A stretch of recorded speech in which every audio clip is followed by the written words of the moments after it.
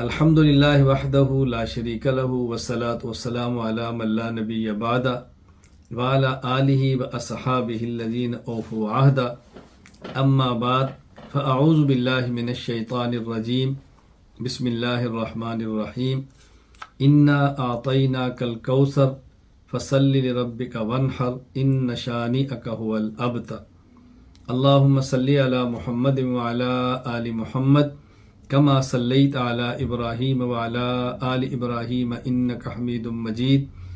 اللہم بارک علی محمد وعلی آل محمد کما بارکت علی ابراہیم وعلی آل ابراہیم انک حمید مجید۔ مسائل قربانی پر جو ہمارا سبق چل رہا ہے، تو میں نے شروع میں عرض کیا تھا کہ مسائل قربانی پر ہمارے 13 سبق ہوں گے۔ اب یہ مسائل قربانی پر ہمارا سبق نمبر 2 ہے،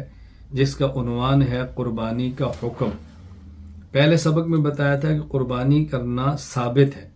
3 آیات اور 3 احادیث میں نے پیش کی، اور اب میں قربانی کا حکم بیان کرنے لگا ہوں کہ قربانی کا حکم کیا ہے۔ ثابت ہونا الگ چیز ہے اور اس کی حیثیت ہونا الگ چیز ہے کہ کس حیثیت سے ثابت ہے۔ اہل السنت والجماعت احناف کا موقف یہ ہے کہ قربانی کرنا مسلمان پر، بالغ پر، آزاد پر، مقیم پر، صاحب نصاب پر یہ واجب ہے،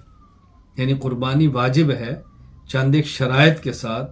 ان شرائط پر تفصیل سے گفتگو میں مستقل ایک سبق کے اندر کروں گا انشاءاللہ۔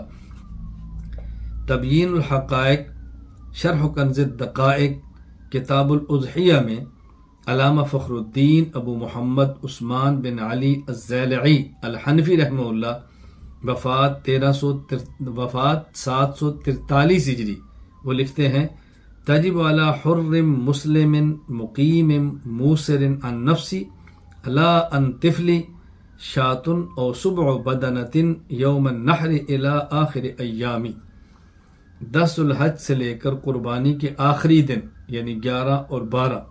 10، 11، 12 3 دن، 10 الحج سے لے کر قربانی کی آخری ایام تک ہر اس آدمی پر جو آزاد ہو، مسلمان ہو، مقیم ہو، صاحب نصاب ہو، ایک بکری یا ایک بڑے جانور کے 7ویں حصے کی قربانی کرنا واجب ہے۔ یہ واجب اس پر اپنی ذات کی طرف سے ہے، اس کے بچوں کی طرف سے اس پر قربانی کرنا واجب نہیں ہے۔ تفصیل کے ساتھ ان شرائط پر بات آگے آئے گی، یہاں ساری شرائط مذکور نہیں ہیں، نہ ہی میں شرائط پر یہاں بات کر رہا ہوں۔ قربانی اپنی ذات سے کرنا واجب ہے، بچوں کی طرف سے کرنا چاہے تو کر لے، لیکن بچوں کی طرف سے اس پر قربانی کرنا واجب نہیں ہے۔ میرے ایک مرید ہیں، گزشتہ کل ان کا مجھے ایک پیغام آیا موبائل کے ذریعے کہ میری طرف سے 7 حصے مرکز میں قربانی کے کر دیے جائیں۔ ان میں ایک حصہ رسول اکرم صلی اللہ علیہ وسلم کی طرف سے، اور پھر ان کی طرف سے، اہلیہ کی طرف سے، بیٹوں اور بیٹیوں کی طرف سے۔ اور ایک اس نے مسئلہ پوچھا کہ میری بیوی خود صاحب نصاب ہے، میرا بڑا بیٹا خود صاحب نصاب ہے، تو کیا میں ان کی طرف سے کروں یا وہ خود قربانی کریں تو زیادہ مناسب ہے؟ چونکہ وہ رہتے متحدہ عرب امارات میں ہیں، تو انہوں نے کہا عام یہاں پر چونکہ مزاج بدلتا جا رہا ہے، تو میری خواہش ہے کہ میں ان سے یہ کہوں کہ اپنے پیسوں سے خود قربانی کریں، جانور خریدیں، پھر ذبح کریں اور گوشت کریں اور استعمال کریں، دوسروں کو دیں تاکہ ان کا ذوق بنے۔ تو میں نے ان سے کہا یہ تو بہت عمدہ بات ہے، آپ مرکز میں 5 قربانیاں بھیج دیں اور اپنی اہلیہ سے کہیں کہ اپنے پیسوں سے خود قربانی کرے، اپنے بیٹے سے کہے کہ اپنے پیسے سے خود قربانی کرے، بہت مناسب ہے۔ میں صرف یہ بات کر رہا ہوں کہ اہلیہ اور بیٹے کی طرف سے واجب نہیں، لیکن اگر اہلیہ کی طرف سے بھی کریں اور وہ اس پر قربانی واجب ہو اور وہ کہہ دے آپ کر لیں، یا بیٹے پر واجب ہو اور وہ کہہ دے آپ کر لیں، تو حرج بھی نہیں، کر سکتے ہیں۔ اور وہ بیٹا جو نابالغ جس پر قربانی واجب ہے ہی نہیں، اس کی طرف سے کرنا چاہیں تب بھی کر سکتے ہیں۔ مزید اس پر بات انشاءاللہ آگے آئے گی۔ ہمارے دلائل سماعت فرمائیں اس بات پر کہ قربانی واجب ہے۔ دلیل نمبر 1، سورۃ الکوثر آیت نمبر 2، فصل لربک وانحر، آپ اپنے رب کے لیے نماز پڑھیں، اپنے اللہ کے لیے قربانی دیں۔ احکام القرآن الجساس میں اس آیت کے تحت امام ابو بکر احمد الرازی الجساس رحمہ اللہ وفات 370 ہجری ارشاد فرماتے ہیں ھذا التأویل یتضمن معنیین احدہما ایجاب صلاۃ الاضحیٰ والثانی وجوب الاضحیہ۔ اس آیت سے دو مسئلے ثابت ہوئے، نمبر 1 عید کی نماز واجب ہے اور نمبر 2 قربانی کرنا واجب ہے۔ التفسیر المظہری میں مشہور مفسر علامہ قاضی ثناء اللہ پانی پتی رحمہ اللہ تعالی وفات 1225 ہجری اس آیت کے تحت فرماتے ہیں قال اکرمہ وعطاء وقتادہ، حضرت اکرمہ، عطا اور قتادہ رحمہ اللہ نے فرمایا فصلی لربک صلاۃ العید یوم النحر، اپنے اللہ کے لیے نماز پڑھو، یعنی قربانی کے دن عید کی نماز پڑھو، ونحر نسکک، اور اپنی قربانی کا جانور ذبح کرو، فعلی ھذا یثبت بہ وجوب صلاۃ العید والاضحیہ۔ اس آیت سے ثابت ہوتا ہے کہ عید کی نماز بھی واجب ہے اور قربانی کرنا بھی واجب ہے۔ یہاں میں ایک بات عرض کرنا چاہتا ہوں، قاضی ثناء اللہ پانی پتی رحمہ اللہ تعالی بہت بڑے مفسر، محدث، فقیہ اور صوفی بزرگ تھے، بہت بڑے آدمی تھے، ان کو بیہقی ثانی کہا جاتا ہے۔ حضرت کا بیعت کا تعلق تھا میاں مظہر جان جانا رحمہ اللہ تعالی سے، تو قاضی ثناء اللہ پانی پتی رحمہ اللہ کا اپنے شیخ سے عشق دیکھیں، تفسیر خود لکھی ہے اور تفسیر کا نام اپنے شیخ کی طرح منسوب کیا ہے، یعنی تفسیر کا نام تفسیر ثنائی نہیں رکھا بلکہ تفسیر کا نام التفسیر المظہری رکھا اپنے شیخ کے نام پر۔ کیا ان کو اپنے شیخ سے محبت اور عقیدت ہے؟ اللہ تعالی ہمیں بھی اپنے مشائخ سے، اپنے اکابر سے عقیدت اور محبت عطا فرمائے۔ دلیل نمبر 2، سنن ابن ماجہ باب الاضاحی ہی واجبۃ ام لا۔ امام ابو عبداللہ محمد بن یزید ابن ماجہ القزوینی رحمہ اللہ تعالی وفات 273 ہجری حدیث پاک نقل فرماتے ہیں۔ اسی طرح مسند احمد حدیث نمبر 8254، حضرت امام احمد بن محمد بن حنبل رحمہ اللہ تعالی وفات 241 ہجری حدیث پاک نقل فرماتے ہیں۔ اسی طرح اسر الکبریٰ للبیہقی کتاب الضحایا، امام ابو بکر احمد بن حسین بن علی البیہقی رحمہ اللہ تعالی وفات 458 ہجری حدیث نقل فرماتے ہیں کہ حضرت ابو ہریرہ رضی اللہ تعالیٰ عنہ نے فرمایا رسول اکرم صلی اللہ علیہ وسلم نے ارشاد فرمایا من کان لہ ساعۃ ولم یضحی فلا یقربن مصلانا، جو شخص صاحب استطاعت ہو، وسعت رکھتا ہو اور پھر بھی قربانی نہ کرے تو ایسے شخص کو چاہیے کہ ہماری عیدگاہ کے قریب بھی نہ آئے۔ اللہ اکبر۔ تو رسول اکرم صلی اللہ علیہ وسلم نے وسعت کے باوجود قربانی نہ کرنے والے شخص پر سخت وعید فرمائی ہے، اتنی سخت ڈانٹ فرمائی ہے، اور یہ سخت وعیدیں واجب کے چھوڑنے پر ہوتی ہیں، واجب کے علاوہ نہیں ہوتی۔ یہ اتنی سخت جو وعید ہوتی ہے، بات سمجھ لیں، ایک ہوتا ہے عام ڈانٹ، ایک ہے سخت قسم کی ڈانٹ جسے وعید کہتے ہیں، یہ آپ نے اس پر ارشاد فرمائی، یہ ترک واجب کے بغیر نہیں ہوتی۔ تبیین الحقائق شرح کنز الدقائق میں علامہ فخر الدین عثمان بن علی زیلعی الحنفی رحمہ اللہ تعالی وفات 743 ہجری اس حدیث پاک سے استدلال کرتے ہوئے تحریر فرماتے ہیں وَمِثْلُ هَذَا الْوَعِيدِ لَا يُلْحَقُ بِتَرْكِ غَيْرِ الْوَاجِبِ، اس قسم کی وعید اسی وقت ہوتی ہے کہ جب انسان واجب کو چھوڑے، ترک واجب پر ایسی وعید ہوتی ہے، اگر واجب کے علاوہ کوئی اور کام نہ کرے تو اتنی سخت وعید نہیں ہوتی۔ یہ جو ہماری دلیل ہے، اس دلیل پر ایک اعتراض اور ایک شبہ ہے، ذرا اس کو ذہن نشین فرمائیں پھر جواب سنیں۔ شبہ یہ ہے کہ آپ نے کہا کہ رسول اکرم صلی اللہ علیہ وسلم نے جو وعید فرمائی ہے، یہ وعید فرمانے اس بات کی دلیل ہے کہ قربانی واجب ہے، کیونکہ اس طرح سخت وعید واجب کے چھوڑنے پر ہی ہو سکتی ہے۔ تو ایک حدیث پاک صحیح بخاری کتاب الاذان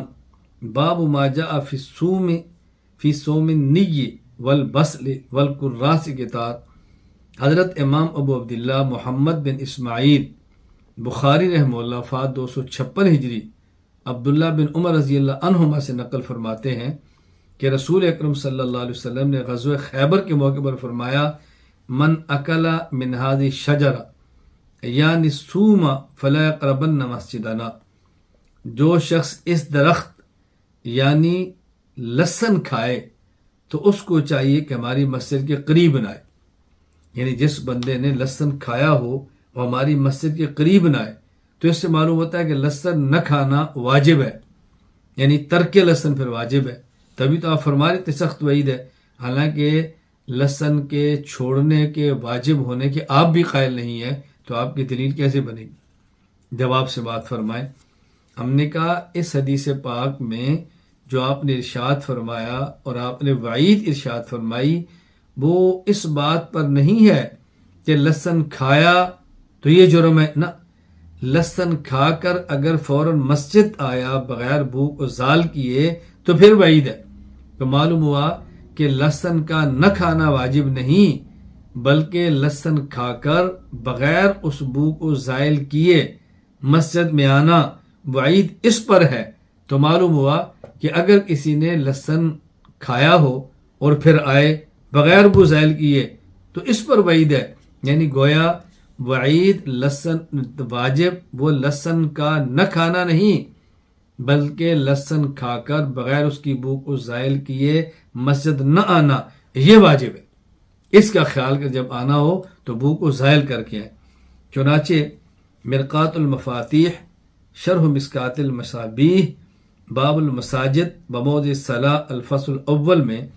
سلطان المحدثین امام علی بن سلطان المعروف اللہ علی قاری رحمہ اللہ وفات 1014 ہجری فرماتے ہیں فالنہی انما هو عن حضور المسجد بعد اکل الصوم النی ونحوی لا عن اکل الصوم والبسل ونحوہما، کہ یہاں جو حدیث میں منع ہے اور روکا گیا ہے وہ کچا لہسن اور اس قسم کی بدبو والی چیزیں کھا کر بو والی چیزیں کھا کر مسجد میں آنے سے منع کیا گیا ہے، لہسن اور پیاز کھانے سے منع نہیں کیا گیا، دونوں میں فرق سمجھیں۔ دلیل نمبر 3 سنن ابن ماجہ باب الاضاحی ہی واجبۃ ام لا، حضرت امام ابو عبداللہ محمد بن یزید ابن ماجہ القزوینی رحمہ اللہ وفات 273 ہجری، اور سنن نسائی کتاب الفرع والعتیرہ حضرت امام ابو عبد الرحمن احمد بن شعیب النسائی رحمہ اللہ وفات 303 ہجری حدیث پاک نقل فرماتے ہیں کہ حضرت مخنف بن سلیم رضی اللہ عنہ فرماتے ہیں کننا وقوفا عند النبی صلی اللہ علیہ وسلم بعرفہ، ہم صحابہ کرام رسول اکرم صلی اللہ علیہ وسلم کے ساتھ عرفات میں ٹھہرے ہوئے تھے۔ آپ نے ارشاد فرمایا یا ایھا الناس، اے لوگو، اے جماعت صحابہ، ان علی کل اہل بیت فی کل عام اضحیہ و عتیرہ، ہر اس شخص پر جو سربراہ ہے اہل بیت والا ہے اس پر لازم ہے کہ ہر سال قربانی دے، ہر سال قربانی و عتیرہ، اور عتیرہ واجب ہے، یعنی قربانی کے جانور اور عتیرہ کے جانور یہ واجب ہے۔ عتیرہ کیا ہے میں اس کو سمجھاتا ہوں۔ پہلی بات سمجھ لیں کہ یا رسول اللہ صلی اللہ علیہ وسلم نے 2 قسم کی قربانی واجب فرمائی، جو کہ یہاں ہے اعلیٰ، اور اعلیٰ عربی قواعد کے مطابق الزام کے لیے آتا ہے، کسی چیز کو لازم کرنے کے لیے، کسی چیز کو ضروری قرار دینے کے لیے آتا ہے، تو جس سے معلوم ہوتا ہے کہ 2 قسم کی قربانیاں واجب ہیں، ایک عید کے دن جانور کو ذبح کرنا اور عتیرہ کی قربانی یہ واجب ہے۔ لیکن یہ آپ صلی اللہ علیہ وسلم نے 2 باتیں ارشاد فرمائی، میں آگے عرض کروں گا عتیرہ کا مطلب کیا ہے اور اب عتیرہ کا حکم کیا ہے۔ پہلے اس بات کو اچھی طرح سمجھ لیں۔ اعلاء سنن وجوب الاضحیہ شیخ الاسلام مولانا ظفر احمد عثمانی رحمہ اللہ وفات 1394 ہجری تحریر فرماتے ہیں ومما يدل على الوجوب ما رواه اصحاب السنن الاربع عن ابن عوف عن ابي رملة قال حدثنا مخنف بن سليم کہ وہ دلائل جن کی بنیاد پر ہم قربانی کو واجب کہتے ہیں ان میں سے ایک دلیل وہ حدیث ہے جس کو اصحاب سنن اربعہ نے نقل فرمایا ہے، سنن ترمذی، سنن نسائی، سنن ابن ماجہ، سنن ابی داؤد، جو نقل فرمایا ہے وہ کیا؟ حضرت مخنع بن سنیب کہتے ہیں کہ ہم رسول اللہ صلی اللہ علیہ وسلم کے پاس تھے عرفات میں، اور آپ نے فرمایا یا ایھا الناس علی کل اہل بیت فی کل عام اضحیٰ وعتیرہ، لفظۃ علی تقتضی الایجاب، یہ اعلیٰ سے ثابت ہوا کہ واجب ہے، کما هو الاصل، جس طرح کہ اس کا تقاضا ہے، ولا مراد باہل البیت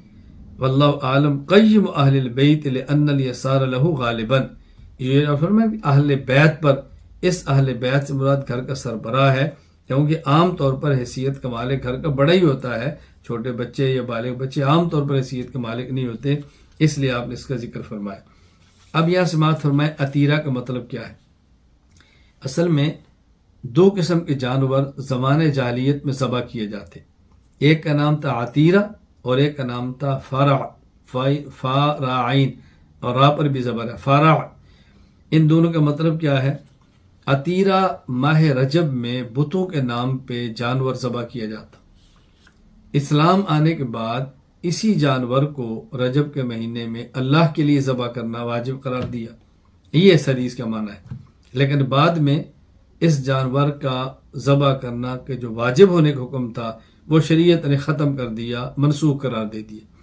اسی طرح فرع کسے کہتے ہیں کہ زمانے جاہلیت میں رسول اکرم صلی اللہ علیہ وسلم کی تشریف آوری سے پہلے زمانے جاہلیت میں جو اونٹنی کے ہاں پہلا بچہ پیدا ہوتا اس کو بتوں کے نام پہ ذبح کرنا ضروری سمجھا جائے، اسے کہتے ہیں الفرع۔ تو شریعت نے اس کو واجب رکھا لیکن بتوں کی بجائے حکم دیا کہ اللہ کے نام پہ ذبح ہو، اور بعد میں اس کا وجوب بھی ختم ہو گیا،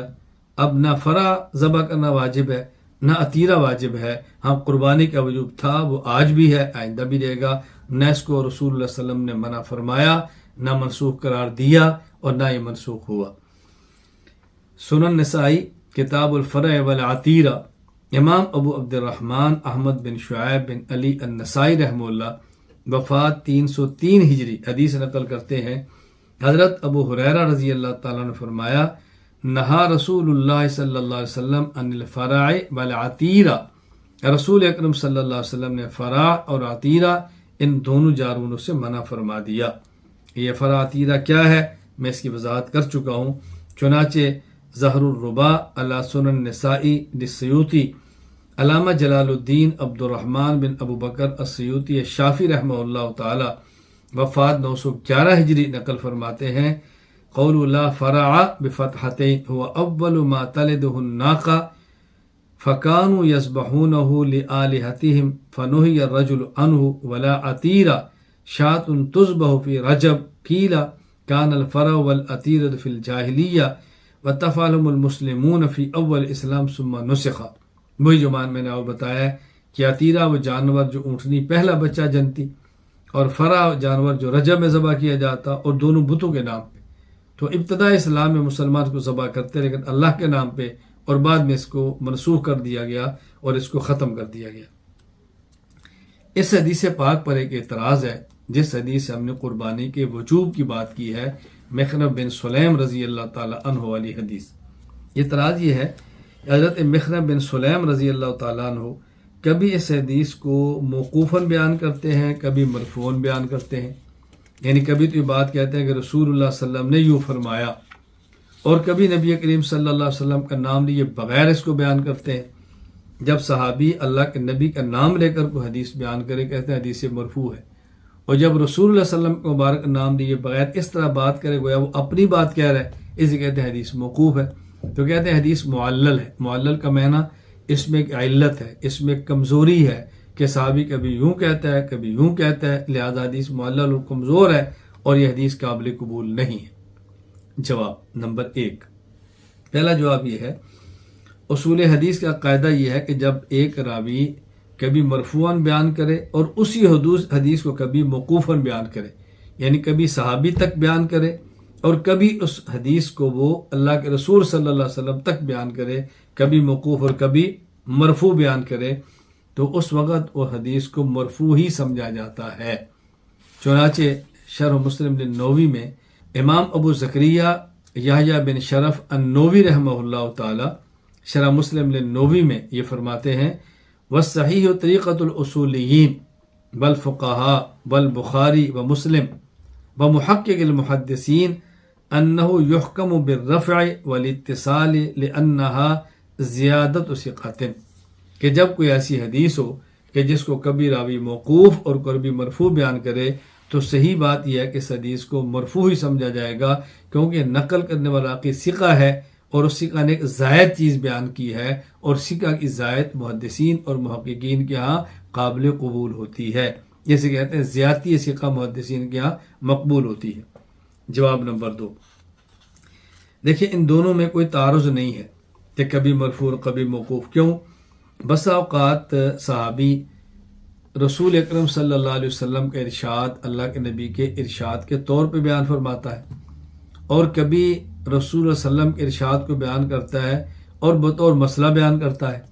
तो जब अल्लाह के नबी सल्लल्लाहु अलैहि वसल्लम के हदीस पाक को वो अल्लाह के नबी की तरफ से रवायत करके बयान करता है तो मरफू हो जाती है, और कभी काल रसूलुल्लाह नहीं कहता बल्कि वो एक मसला बयान करता है, होती हदीस है, तो उसको मौकूफ़ कह देते हैं। तो इसमें कोई तारुज़ और टकराव नहीं है, लिहाजा ये बात काबिल एतराज़ नहीं। तदरीब और रावी लिस्सूती अन्नौसानी आशर अत्तदलीस, इसके तहत इमाम अबुल फ़ज़ल जलालुद्दीन अब्दुर्रहमान बिन कमालुद्दीन अबू बकर बिन मोहम्मद सयूती रहमहुल्लाह वफ़ात 911 हिजरी फरमाते हैं क़ाल मावर्दी ला तारुज़ बैन मा वरद मरफ़ूअन मर्रा व मौक़ूफ़न अला सहाबी उख़रा लिअन्नहु यकूनु क़द रवाहु व अफ़्ता बिही।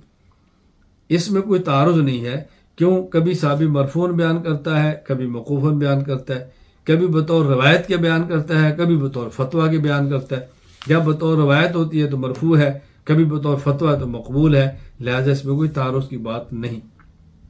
मैं यहाँ एक बात अर्ज़ करता हूँ, इसको ज़रा अच्छी तरह समझ ले, अल्लाह में बात समझने की तौफ़ीक़ अता फ़रमाए। दरमियान में एक बात आ गई।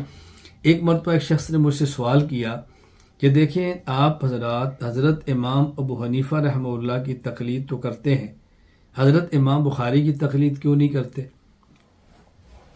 इमाम बुखारी रहमतुल्लाह अलैह तो अमीरुल मोमिनीन फिल हदीस है, उनकी तक़लीद क्यों नहीं करते? मैंने कहा ज़रा बात अच्छी तरह समझ लें कि हुज़ूर अकरम सल्लल्लाहु अलैहि वसल्लम के सहाबा में से एक है अबू बकर और एक हज़रत अबू हुरैरा रज़ी अल्लाह ताला अन्हुमा, और अब बाद वालों में एक हज़रत इमाम अबू हनीफ़ा और एक इमाम बुखारी। हज़रत अबू बकर सिद्दीक़ रज़ी अल्लाह ताला अन्हु पर खशियत का गलबा था कि जब उन्हें कोई हदीस पाक बयान करनी होती तो आम तौर पे बतौर मसला बयान फरमा देते, क़ाल अबू बकरन होती हदीस, वो डरते थे लफ्ज़ को बयान करते हुए। हज़रत अबू हुरैरा रज़ी अल्लाह ताला अन्हु पर मोहब्बत का गलबा था, तो उनकी ख्वाहिश होती थी कि मैं नबी पाक सल्लल्लाहु अलैहि वसल्लम वाले अल्फाज भी नकल करूँ। हज़रत इमाम अबू हनीफ़ा रहमहुल्लाह ताला मसला बयान करते और वही जो हदीस के अंदर आता है, लेकिन खशियत और खौफ की बुनियाद पर क़ाल रसूलुल्लाह कहने के बजाय वो अपने अल्फाज में बतौर मसला नकल फरमा देते, जो सिद्दीक़ अकबर का मिजाज है रज़ी अल्लाह। हज़रत इमाम बुखारी रहमहुल्लाह पर मोहब्बत का गलबा है तो वो मसले को क़ाल रसूलुल्लाह कह के बयान फरमा देते कि मोहब्बत का गलबा था कि अल्लाह के नबी के अल्फाज भी नकल करूँ। तब देखो जिस तरह सहाबाए किराम में एक मिजाज अबू बकर का है और एक मिजाज अबू हुरैरा का है रज़ी अल्लाह ताला अन्हुमा, तो बाद में एक मिजाज इमाम हनीफ़ा का है, एक मिजाज इमाम बुखारी का है रहमहुमुल्लाह ताला। और वहाँ हमने हज़रत अबू बकर रज़ी अल्लाह ताला अन्हु को खलीफा और इमाम माना है और हज़रत इमाम अबू हुरैरा रज़ी अल्लाह ताला को हदीस में इमाम माना है। बाद वालों इमाम अबू हनीफ़ा रहमहुल्लाह को इमाम और मुज्तहिद मान की तक़लीद की है और हज़रत इमाम बुखारी रहमतुल्लाह अलैह को बहुत बड़ा इमाम फिल हदीस माना है। तो इसी शख्स को हदीस में बड़ा इमाम मानने का माना ये नहीं है कि उनकी तक़लीद भी की जाए। इसको अच्छी तरह से नशीन फरमाए। कभी किसी जब इस मौजू पर मुस्तक़िल तक़लीद पर बात होगी तो मैं अर्ज़ करूँगा, और आप चाहें तो तक़लीद के उन्वान पर मेरा मुफस्सल सबक समाअत फरमाएँ, उसमें मैंने तक़लीद पर होने वाले तमाम ख़दशात का जवाब दे दिया है। दलील नंबर 4, सही बुखारी बाबु मन ज़बह क़ब्ल सलात आदा। हज़रत इमाम अबू अब्दुल्लाह मोहम्मद बिन इस्माइल बुखारी रहमहुल्लाह वफ़ात 256 हिजरी हदीस पाक नकल फरमाते हैं, حضرت جندب بن سفیان بجری رضی اللہ تعالیٰ عنہ سے انہوں نے فرمایا شہدت النبی صلی اللہ علیہ وسلم یوم النحر، میں قربانی کے دن رسول اکرم صلی اللہ علیہ وسلم کی خدمت میں حاضر ہوا۔ آپ نے ارشاد فرمایا من ذبح قبل الصلاۃ فلیعد مکانہا اخری ومن لم یذبح فلیذبح، جس شخص نے عید کی نماز سے پہلے قربانی کی ہے وہ قربانی دوبارہ دے، جس نے عید کی نماز سے پہلے جانور ذبح کیا وہ دوبارہ ذبح کرے، اور جس نے عید پڑھ کے جانور ذبح کیا یعنی پہلے ذبح نہیں کیا تھا وہ اس کو اب ذبح کر لینا چاہیے۔ تو دیکھیں یعنی عید کی نماز سے پہلے جانور ذبح کر لیا تو فرمایا کہ وہ دوبارہ ذبح کرے۔ یہ اعادہ اس بات کی دلیل ہے کہ قربانی کرنا واجب ہے۔ اگر یہ واجب نہ ہوتی تو پھر اعادے کا حکم نہ ہوتا، تو اعادہ کرنا اس بات کی دلیل ہے کہ قربانی واجب ہے۔ چنانچہ عمدۃ القاری شرح صحیح بخاری کتاب العیدین باب الاکل یوم النحر میں حضرت حافظ بدر الدین محمود بن احمد بن موسیٰ العینی الحنفی رحمہ اللہ وفات 855 ہجری فرماتے ہیں وفیہ حجت ابی حنیفہ علی وجوب الاضحیہ، اس حدیث پاک میں قربانی کے واجب ہونے پر حضرت امام ابو حنیفہ رحمہ اللہ کی دلیل موجود ہے، لأنه امر بإعادة اضحیۃ من ذبح قبل الصلاۃ، اس لیے کہ آپ صلی اللہ علیہ وسلم نے اس شخص کو قربانی دوبارہ کرنے کا حکم دیا جس نے جانور عید کی نماز سے پہلے ذبح کیا، ولو لم تکن واجبہ لما امر بإعادتها عند وقوفها فی غیر محلها، اور اگر یہ قربانی واجب نہ ہوتی تو رسول اکرم صلی اللہ علیہ وسلم دوبارہ جانور کو ذبح کرنے کا حکم نہ دیتے۔ تو میں نے آپ کی خدمت میں 4 دلائل اس بات پر پیش کیے ہیں کہ اہل سنت والجماعت احناف کا موقف یہ ہے کہ قربانی واجب ہے۔ اس کا معنی یہ نہیں کہ اور دلائل نہیں ہے، ہم نے وقت کے حساب سے دلائل دینے ہیں کہ کتنا وقت موجود ہے اور کتنے دلائل آپ کو دیے جا سکتے ہیں۔ غیر مقلدین کا موقف یہ ہے کہ قربانی کرنا صاحب استطاعت شخص پر واجب نہیں ہے۔ غیر مقلدین کا موقف یہ ہے کہ قربانی واجب نہیں ہے۔ چنانچہ میاں نذیر حسین دہلوی غیر مقلد عالم وفات 1320 ہجری فتاوی نذیریہ جلد 3 صفحہ 255 میں لکھتے ہیں اضحیہ یعنی قربانی میں اختلاف ہے کہ واجب ہے یا سنت مؤکدہ، مگر مذہب صحیح و محقق یہی ہے کہ سنت مؤکدہ ہے۔ غیر مقلدین کی دلیل، ان کی دلیل صحیح بخاری باب سنت الاضحیہ، امام ابو عبداللہ محمد بن اسماعیل بخاری رحمہ اللہ تعالی وفات 256 ہجری فرماتے ہیں باب سنت الاضحیہ وقال ابن عمر هي سنت ومعروف عن البراء رضی اللہ عنہ قال قال النبی صلی اللہ علیہ وسلم ان اول ما نبدأ به في يومنا هذا ان نصلي ثم نرجع فننحر من فعله فقد اصاب سنتنا ومن ذبح قبل فانما ولحم قدمه لاهله ليس من النسك في شيء من ذبح بعد الصلاة تم نسك واصاب سنت المسلمین۔ گویا یہ جو غیر مقلدین کی دلیل ہے، اس دلیل کا خلاصہ وہ 3 چیزیں ہیں۔ پہلی چیز، حضرت امام بخاری نے باب قائم کیا باب سنت الاضحیہ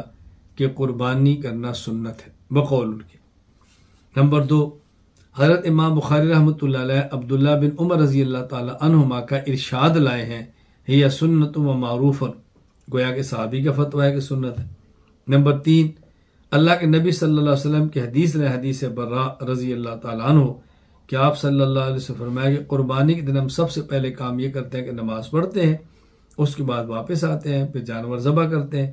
تو جس شخص نے قربانی کی عید کی نماز پڑھ کے قربانی کی فقط اصاب سنتنا، اس نے ہماری سنت کے مطابق کیا، اور جس شخص نے اس سے پہلے جانور ذبح کیا تو اس نے گوشت تھا جو اپنے گھر والوں کو کھلا دیا، قربانی نہیں ہے۔ اور جس نے قربانی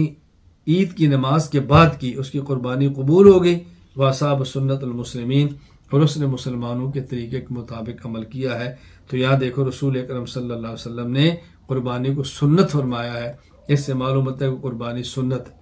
تو گویا غیر مقلدین کی دلیل کی بنیاد 3 چیزیں ہیں۔ نمبر 1، امام بخاری کا باب قائم کرنا۔ نمبر 2، عبداللہ بن عمر رضی اللہ عنہ کا فتویٰ نقل کرنا۔ نمبر 3، صحیح بخاری کی حدیث کو پیش کرنا، یہ گویا 3 ان کی بنیادیں ہیں۔ میں 3 کا شکوار ترتیب کے ساتھ جواب دیتا ہوں۔ نمبر 1، جہاں تک یہ بات ہے کہ امام بخاری رحمہ اللہ تعالیٰ نے باب قائم کیا ہے، باب سنت الاضحیہ، اس سے غیر مقلد کہتے ہیں قربانی سنت ہے، تو امام بخاری کے باب کو بطور دلیل کے پیش کرنا غیر مقلدین کے لیے درست نہیں، اس لیے کہ جو امام بخاری رحمہ اللہ باب قائم فرماتے ہیں اور باب کا عنوان قائم کرتے ہیں، جس کو محدثین کی زبان میں کہتے ہیں ترجمۃ الباب، کہ امام بخاری نے اس باب کا عنوان کیا قائم کیا ہے۔ وہ جو امام بخاری تراجم ابواب کا عنوان قائم کرتے ہیں، وہ امام بخاری کی اجتہاد ہے، وہ امام بخاری کی فقہ ہے، امام بخاری کا اجتہاد ہے، امام بخاری کے مسائل ہیں۔ چنانچہ فتح الباری شرح صحیح بخاری المقدمہ الفصل الثانی فی بیان موضوعہ میں حافظ ابو الفضل شہاب الدین احمد بن علی بن حجر اسقلانی الشافعی رحمہ اللہ وفات 852 ہجری فرماتے ہیں، اشتہر من قول جمع من الفضلاء فقہ البخاری فی تراجمہ، علماء امت کا یہ بات معروف ہے کہ امام بخاری کی فقہ، امام بخاری کا فقہ نقطہ نظر وہ امام بخاری کے تراجم کے اندر ہے۔ تراجم کو معنی جو باب کا عنوان قائم کرتے ہیں، یہی امام بخاری کے مسائل ہوتے ہیں۔ تو یہ غیر مقلدین کو سوچنا چاہیے کہ امام بخاری کی فقہ ہے، آپ تو فقہ کے مخالف ہیں، آپ تو اجتہاد کی بات نہیں کرتے، آپ تو کسی کی تقلید کی بات نہیں کرتے، آپ تو براہ راست قرآن کریم یا حدیث کی بات کرتے ہیں۔ تو اگر آپ نے فقہ کو بطور دلیل پیش کرنا تھا تو پھر امام بخاری رحمہ اللہ سے کئی درجے بڑے فقیہ اور مجتہد حضرت امام اعظم ابو حنیفہ نعمان بن ثابت رحمہ اللہ تعالی ہے۔ حضرت امام بخاری کا تو معروف ہے کہ آپ مقلد تھے، اور زیادہ یہی رائے ہے کہ امام شافعی رحمہ اللہ کے مقلد تھے، تو آپ مجتہد کی رائے کو چھوڑ کر مقلد کی رائے لیتے ہیں اور اس کو بطور دلیل پیش کرتے ہیں، یہ مناسب نہیں ہے۔ نمبر 2، غیر مقلدین کی دلیل کی بنیاد عبداللہ بن عمر رضی اللہ تعالیٰ عنہما کا یہ اثر اور فتویٰ ہے کہ امام بخاری فرماتے ہیں قال ابن عمر، عبداللہ بن عمر رضی اللہ عنہ فرماتے تھے یہ سنتن، یہ سنت ہے اور معروف ہے، لہٰذا ہم اس کو سنت کہتے ہیں۔ بات اچھی طرح ذہن نشین فرما لیں کہ حضرت عبداللہ بن عمر رضی اللہ تعالی عنہما کا جو قول ہے، اس کا معنی سمجھنا ضروری ہے کہ اس کا مطلب کیا ہے۔ حضرت عبداللہ بن عمر رضی اللہ تعالی عنہما کے اس جملے کا مطلب کیا ہے۔ حضرت عبداللہ بن عمر جو فرماتے ہیں نا ہی سنتن، اس سنتن سے مراد سنت اصطلاحیہ نہیں ہے، فرض، واجب اور سنت، بلکہ یہاں سنت سے مراد ہے طریقہ، کہ قربانی مسلمانوں کا طریقہ ہے، اس سے مراد واجب نہیں۔ چنانچہ فتح الباری شرح صحیح بخاری باب سنت الاضحیہ میں حافظ ابو الفضل شہاب الدین احمد بن علی ابن حجر اسقلانی رحمہ اللہ وفات 852 ہجری فرماتے ہیں والمراد بالسنہ ہا ہنا فی الحدیثین معا الطریقہ للسنت بالاصطلاح التي تقابل الوجوب۔ یہاں جو عبداللہ بن عمر نے فرمایا نا یہ سنہ، اس سے مراد وہ سنت نہیں جو فرض، واجب اور سنت میں سنت کا لفظ استعمال ہوتا ہے، بلکہ یہاں سنت سے مراد ہے طریقہ۔ اس لیے غیر مقلدین کو بطور دلیل کے یہ پیش کرنا درست نہیں۔ دوسری بات، اگر غیر مقلدین عبداللہ بن عمر رضی اللہ تعالی عنہما کے قول کو پیش کرنا چاہیں تو اس وقت پیش کریں جب ان کے صحابی کا قول اور فعل حجت ہو۔ غیر مقلدین تو صحابی کے قول اور فعل کو حجت مانتے ہی نہیں ہیں، تو آپ عبداللہ بن عمر رضی اللہ عنہما کے فعل کو قول کو کیسے پیش کر سکتے ہیں؟ چند ایک حوالہ جات آپ اس پر ملاحظہ فرمائیں۔ نواب صدیق حسن خان قنوجی بھوپالی غیر مقلد، وفات 1307 ہجری، التاج المکلل صفحہ 302 میں لکھتے ہیں وفعل الصحابی لا یصلح للحجہ، صحابی کا فعل یہ حجت نہیں بن سکتا۔ اسی طرح وہ بدور الاحلہ باب در بیان وضو میں لکھتے ہیں زیرا کے کردار صحابی حجت نہ باشد اگرچہ بصحت رسد۔ یاد رکھو صحابی کا کردار کوئی دلیل نہیں ہے، اگرچہ وہ صحیح طور پر ثابت بھی ہو تب بھی۔ بدور الاہلہ باب در بیان اعتکاف میں لکھتے ہیں بآنچ موقوع بر صحابہ است درا حجت نیست۔ یہ جو مسئلہ ہے کہ اعتکاف میں روزہ شرط ہے، کہتے ہیں یہ صحابہ سے ثابت ہے اور صحابی حجت نہیں ہوتا۔ اسی طرح غیر مقلد عالم میاں محمد نذیر حسین دہلوی وفات 1320 ہجری فتاوی نظیریہ جلد 1 صفحہ 340 میں لکھتے ہیں قول صحابہ حجت نیست، صحابہ کا قول حجت نہیں ہے۔ اسی طرح فتاوی نظیریہ میں وہ لکھتے ہیں فہم صحابہ حجت شرعی نہیں ہے، صحابہ کا فہم یہ حجت نہیں ہے۔ نواب نور الحسن خان غیر مقلد وفات 1336 ہجری عرف الجادی باب در بیان نماز جماعت و امامت، اس میں لکھتے ہیں حدیث جابر دری باب قول جابر است و قول صحابی حجت نہ باشد، کہ یہ جو ہے نا لا صلاۃ لمن لم یقرأ کہ جو فاتحہ نہ پڑھے اس کی نماز نہیں ہوتی، کہتے ہیں حدیث جابر کی بات ہے۔ جابر فرماتے ہیں اس سے مراد یہ کہ آدمی اکیلا نماز پڑھے اور فاتحہ نہ پڑھے تو اس کی نماز نہیں ہوتی، یہ اکیلے کے بارے میں ہے، امام کے بارے میں نہیں ہے۔ تو فرماتے ہیں یہ جو حدیث جابر ہے یہ حضرت جابر کا اپنا قول ہے اور صحابی کا قول حجت نہیں ہے، الیاذ باللہ۔ عرف الجادی بیان در نماز وسطی، اس میں لکھتے ہیں اقوال صحابہ حجت نیست، صحابہ کے اقوال حجت نہیں ہے۔ اسی طرح عرف الجادی کتاب در بیان سیام، اس میں لکھتے ہیں حجت بآثار صحابہ قائم نیست، آثار صحابہ کو بطور دلیل کے آپ پیش نہیں کر سکتے، آثار صحابہ کو آپ بطور دلیل کے پیش نہیں کر سکتے۔ عرف الجادی باب در بیان فوات و احصار، اس میں لکھتے ہیں در اصول مقرر شدہ کہ قول صحابی حجت نیست، یہ بات اصول میں طے ہے کہ صحابی کا قول حجت نہیں ہے۔ مولوی محمد اسماعیل سلفی غیر مقلد فتاوی سلفیہ صفحہ 107 لکھتے ہیں صحابہ عموماً اور عبداللہ بن عمر رضی اللہ عنہما خصوصاً اتباع سنت میں مشہور ہیں، لیکن ان کا یہ فعل سنت سیاح کے خلاف ہے۔ یعنی ہمارا نظریہ ہے نا کہ دیکھو داڑھی یہ ہر طرف سے یوں، آپ دیکھیں ذرا یہ مٹھی ہونی چاہیے، مٹھی۔ عبداللہ بن عمر کا یہ عمل تھا، تو کہتے ہیں اگرچہ یہ اتباع سنت میں معروف ہیں لیکن یہ فعل ان کا سنت کے خلاف ہے، اللہ اکبر۔ یعنی اگر حضرت جابر فرمائے لا صلاۃ لمن لم یقرأ بفاتحۃ الکتاب کہ جو فاتحہ نہ پڑھے نماز نہیں ہوتی، یہ امام کے بارے میں ہے، یہ اکیلے کے بارے میں ہے، تو کہتے ہیں حضرت جابر کا اپنا قول ہے جو حجت نہیں۔ عبداللہ بن عمر اگر مٹھی داڑھی رکھے اور مٹھی زائد کو تراش دے، کہتے ہیں عبداللہ بن عمر کا اپنا فعل ہے جو سنت کے خلاف ہے۔ خیر میں بھی اس پر بات نہیں کر رہا، میں صرف اس پر حوالے دے رہا ہوں کہ غیر مقلدین علماء جب یہ کہتے ہیں کہ صحابی کا قول اور پھر حجت نہیں ہے تو پھر عبداللہ بن عمر رضی اللہ تعالی عنہما کے قول کو پیش کیسے کر سکتے؟ خلاصہ یہ ہے کہ یہ جو عبداللہ بن عمر رضی اللہ عنہما کا قول پیش کیا ہے کہ امام بخاری فرماتے ہیں قال ابن عمر یہ سنت، یہ سنت ہے، اس کے دو جواب ہیں۔ جواب نمبر 1، یا سنت سے مراد طریقہ ہے، سنت سے مراد وہ سنت نہیں جو فرض اور واجب کے مقابلے میں ہے۔ جواب نمبر 2، غیر مقلد جب صحابی کے قول کو حجت ہی نہیں سمجھتے تو پھر صحابی کے قول کو ہمارے خلاف پیش کیسے کر رہے ہیں۔ نمبر 3، غیر مقلدین کی دلیل کی بنیاد تیسری، حضرت برا بن عازب رضی اللہ عنہ کی حدیث ہے کہ جس میں رسول اکرم صلی اللہ علیہ وسلم فرمایا کہ جس شخص نے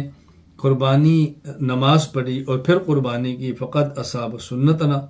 اسی طرح کہ آپ نے فرمایا کہ جس شخص نے نماز پڑھی قربانی بعد میں کی فقط اصاب تم نسک فقط اصاب سنت المسلمین۔ تو یہاں اللہ کے نبی صلی اللہ علیہ وسلم نے سنت کا لفظ استعمال فرمایا۔ اعزاز یہ نشین فرما لیں کہ اس حدیث پاک میں جو سنت کا لفظ ہے اس سے 3 معنی مراد ہو سکتے ہیں۔ نمبر 1، یا سنت سے مراد واجب ہو۔ نمبر 2، سنت سے مراد طریقہ ہو۔ نمبر 3، سنت سے مراد سنت اصطلاحیہ ہو، یعنی فرض واجب نہیں بلکہ سنت ہے۔ اب ہم تینوں پہ غور کرتے ہیں۔ اگر یہاں سنت کا معنی واجب ہو تو پھر یہ ہماری دلیل ہے کیونکہ ہم قربانی کو واجب کہتے ہیں، اور واجب پر سنت کا لفظ احادیث میں بولا گیا ہے۔ چنانچہ السنن الکبری للبیہقی باب السلطان یکرہ علی الختان، امام ابو بکر احمد بن حسین بن علی بن موسیٰ البیہقی رحمہ اللہ تعالی وفات 458 ہجری حدیث پاک نقل کرتے ہیں کہ عبداللہ بن عباس رضی اللہ عنہ فرماتے الختان سنت للرجال، کہ ختنہ مردوں کے لیے سنت ہے، اور یہاں سنت کا معنی واجب ہے۔ تو حدیث پاک میں واجب کے لیے لفظ سنت آیا ہے۔ اگر یہاں سنت سے مراد واجب ہو تو ہمارے خلاف نہیں، اس لیے کہ ہم واجب ان کے قائل ہیں۔ نمبر 2، سنت سے مراد طریقہ ہو تو یہ بھی ٹھیک ہے، ہم کہتے ہیں کہ یہاں سنت سے مراد طریقہ ہے۔ چنانچہ فتح الباری شرح صحیح بخاری باب سنت الاضحیہ، حافظ ابو الفضل شہاب الدین احمد بن علی ابن حجر عسقلانی شافعی رحمہ اللہ وفات 852 ہجری فرماتے ہیں والمراد بالسنت ہاہنا فی الحدیثین معا الطریقہ للسنت بالاصطلاح التي تقابل الوجوب، کہ یہ جو حضرت عبداللہ بن عمر کی حدیث ہے یہ، اور حدیث براء بن عازب رضی اللہ عنہ والی یہ، موقوف اور مرفوع دونوں، یہاں سنت سے مراد طریقہ ہے، سنت سے مراد اصطلاحی سنت نہیں جو کہ فرض اور واجب کے مقابلے کے اندر آتی ہے۔ اور اس پر ایک قرینہ بھی ہے، اس پر دلیل بھی ہے کہ یہاں سنت سے مراد طریقہ ہے، اس لیے کہ رسول اکرم صلی اللہ علیہ وسلم اسی حدیث میں آخر میں ارشاد فرماتے ہیں من ذبح بعد الصلاۃ تم نسکہ واصاب سنت المسلمین، اگر کوئی شخص عید کی نماز پڑھ کر جانور ذبح کرے تو اس کی قربانی مکمل ہو گئی اور اس نے مسلمانوں کی سنت کے مطابق عمل کیا۔ اب ظاہر ہے جو مسلمانوں کی سنت ہوگی اس مراد مسلمانوں کا طریقہ ہوگا نا، سنت تو وہ ہے جو رسول اکرم صلی اللہ علیہ وسلم سے ہو، خلفائے راشدین کی ہو، اجتہاد ہو اور باقی صحابہ اس کو قبول فرمائے۔ عام مسلمانوں کا جو طریقہ ہے وہ سنت اصطلاحی تو نہیں ہے جو فرض اور واجب کے مقابلے میں۔ تو اس حدیث کے آخر میں قربانی کو سنت المسلمین کہنا اس بات کی دلیل ہے کہ یہاں سنت سے مراد وہ سنت نہیں جو فرض اور واجب کے مقابلے میں ہے جسے سنت اصطلاحیہ کہتے ہیں، بلکہ یہاں سنت سے مراد طریقہ ہے۔ نمبر 3، جہاں سنت کا معنی سنت اصطلاحیہ ہو، جس طرح کے غیر مقلدین کہتے ہیں کہ یہاں سنت سے مراد سنت اصطلاحیہ ہے، ہم کہتے ہیں نہیں۔ اگر سنت سے مراد سنت اصطلاحیہ جو فرض اور واجب کے مقابلے میں ہے تو یہ حدیث امام بخاری رحمۃ اللہ علیہ کی، یہ جو امام بخاری کا جو عنوان ہے ترجمہ الباب، وہ اس حدیث کے مطابق نہیں ہوگا۔ کیوں؟ اس لیے کہ ترجمہ الباب اور ہے اور حدیث اور ہے۔ ترجمہ الباب میں امام بخاری فرماتے ہیں سنت، اور آپ کہتے ہیں سنت سے مراد ہے سنت اصطلاحیہ فرض اور واجب کے مقابلے میں، اور نیچے جو امام بخاری حدیث لاتے ہیں اس کے اندر ہے اصحاب سنت المسلمین، جس مراد مسلمانوں کا طریقہ، تو مسلمانوں کا طریقہ وہ تو سنت اصطلاحیہ نہیں ہو سکتا نا، اس کو سنت اصطلاحی کیسے کہیں گے؟ اس لیے پھر امام بخاری کا گویا عنوان اور ہوگا اور نیچے حدیث اور ہوگی، دونوں میں ٹکراؤ ہو جائے گا۔ تو دونوں میں ٹکراؤ تبھی ہو سکتا ہے کہ یہاں سنت سے مراد حدیث میں سنت اصطلاحیہ نہ ہو، بلکہ یا اس سے مراد طریقہ ہو اور یا اس سے مراد واجب ہو، اور ہم اس کو طریقہ بھی کہتے ہیں مسلمانوں کا، اور ہم اس کو واجب بھی کہتے ہیں۔ اللہ تعالیٰ میں بات سمجھنے کی توفیق عطا فرمائے۔ وآخر دعوانا الحمدللہ رب العالمین۔